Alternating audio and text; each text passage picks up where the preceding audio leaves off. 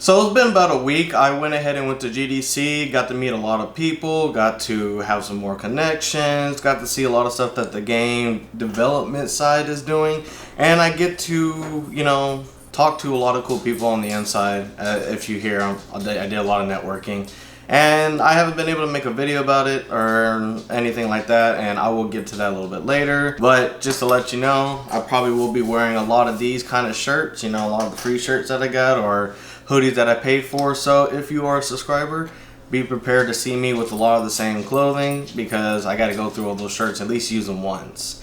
For everybody else,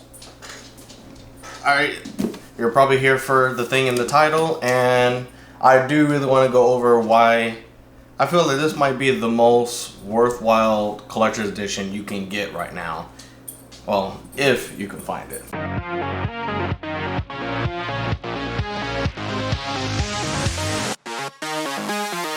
How's it going, everybody? My name is dushaunwilliams, and today we're going to be going over the Sekiro Collectors Edition and why this may be a perfect fit for you.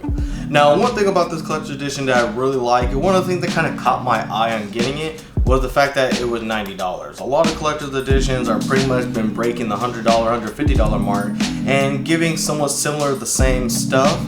But this is kind of one of the examples of why I feel that just kind of going in without seeing everything, why I feel like this is actually going to be worth their money, even if you just semi-like the game itself, which may be impossible because a lot of people seem to really like this game. So one of the biggest surprises about it was actually how big the box actually was. Like, it's actually very sizable, very kind of wide. Looks like you could fit some other stuff. It looks like there's probably a lot more stuff in it than you would be led to believe. Like, I've picked up a lot of collector's edition, and just a kind of comparison, this is the Devil May Cry one, and this is how big the Devil May Cry collector's edition is. Like, the box size and all that. Looks like a nice treasure box or suitcase that they have it here, and then we got this big guy. It's all like, yeah, there's just a massive difference. But the other thing costs more, and that kind of makes me sad that I got the other thing, but it's not important right now. When you open up the box, you're actually welcome with a lot of the stuff that kind of just laid out. And I think that's what we're kind of going for. As soon as you open the box, you saw a lot of the different collector's edition items that you got.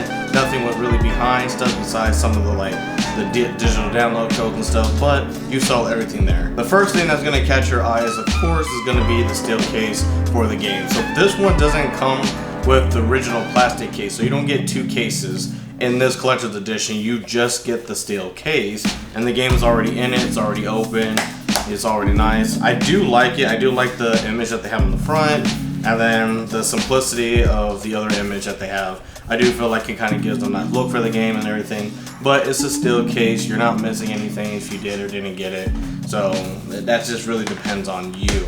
The next thing you're going to see is going to be a lot of the digital codes. Actually, you only get one digital code here, and this is going to be for the digital soundtrack. I didn't see anything else about kind of like a special edition code or anything that came out of the box, no equipment or anything like that. So this is the only one that I've saw so far. So if you really like, collecting music for some of these games and stuff, you'll be very glad that you got that. The next thing that they have is actually a very kind of thin art book. Like, I like the design, I like the feel that they're kind of going for it, but it is very thin. There's not a lot of pages in here. It's, a little over 39 pages of content is in there. It's a really thin book. It might be something that you might forget if you've been collecting collector's edition for a while. It might just kind of be hidden in there. I do like how the front looks. I do like the art. It's just a nice thing to have regardless. The next thing you'll see is something that was actually a surprise, but it was actually these coins. You hear that, right? Like, they are not plastic coins. It's almost like real money that you got here. You get 3 of them. I don't know my Japanese all that well, but they look like they all stay the same. So these 3 coins are just really nice to have. You can throw them with something else. You can probably put them on something.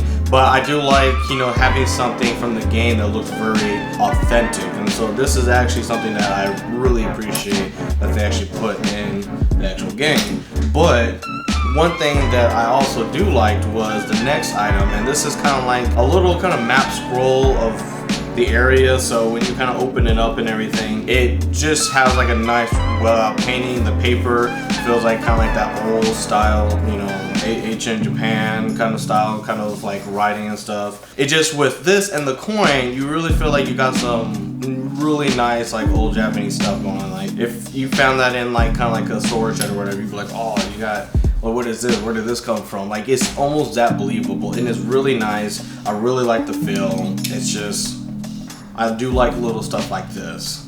So that's all like the kind of like the smaller things that come with it. Of course, the major thing right here is going to be the statue. Now, the statue actually looks pretty detailed. It actually looks like they actually spent some time. His arm, where they had kind of have the threads at, it's not, there is no actual thread there, but when you actually look at kind of the detail about it and everything, it looks very articulate. The design, the folds, a lot of about this statue looks really nice. There are other parts of the statue that maybe don't necessarily stand out. Like, it's definitely not really weighty, even though it does kind of feel like it does have some weight to it. It does stand out nice. The platform isn't separate from the rest of the statue here, so that may be a good thing, maybe a bad thing. I always think it's a good thing because you don't really need a lot of flying, moving parts going around. Like, I don't feel like it's necessary.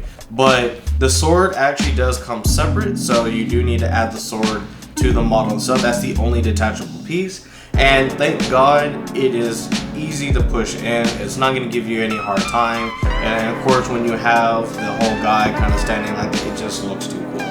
It looks really nice. It looks really presentable.